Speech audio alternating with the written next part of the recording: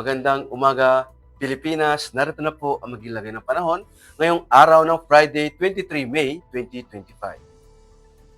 Base pa rin po sa ating synoptic situation, wala pa rin po tayo namumonitor na bagyo sa loob at labas ng ating Philippine Area of Responsibility. Ngunit meron tayong tatlong weather system na makakapekto sa ating bansa.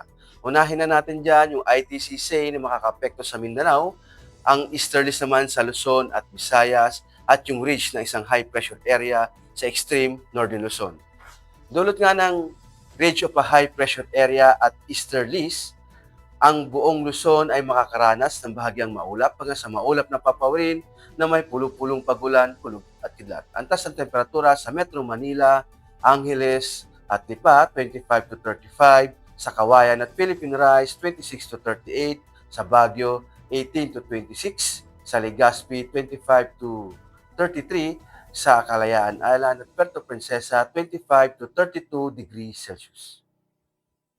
Dulot pa rin ng easterlies, ang buong Visayas ay makakaranas ng bahagyang maulap hanggang sa maulap na papawirin na may pulong-pulong pag-ulan, kulog at kidlat. Sa Mindanao, dulot naman ng ITCC ay makakaranas ng maulap na kalangitan na may kalat-kalat na pag-ulan, kulog at kidlat. Ang taas ng temperatura sa Cagayan de Oro, 25 to 33, sa Davao, 25 to 33, sa Zamboanga, 25 to 32 degrees Celsius. Para naman sa tatlong araw na pagtataya sa Metro Manila, Cavite, Angeles, Lipa, Puerto Princesa, Kalayaan Island, Philippine Rise at Lapu-Lapu ay magiging bahagyang maulap hanggang sa maulap na papawirin na may pulong-pulong pag-ulan, kulog at kidlat. At pagdating sa Davao at Zamboanga, magiging maulap na kalangitan na may kalat-kalat na pag-ulan, kulog at kidlat.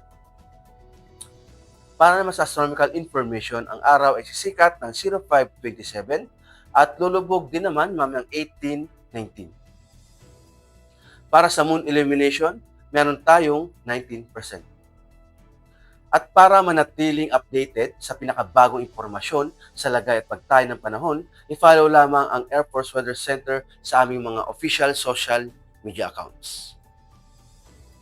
Sa ngalan ng aming commanding officer na si Colonel Alvin John Cugador, PAF GSC, ako po si Technical Sergeant Prime Benedict P. Arcilia, Weather Forecaster ng Weather Forecasting Department ng Air Force Weather Center.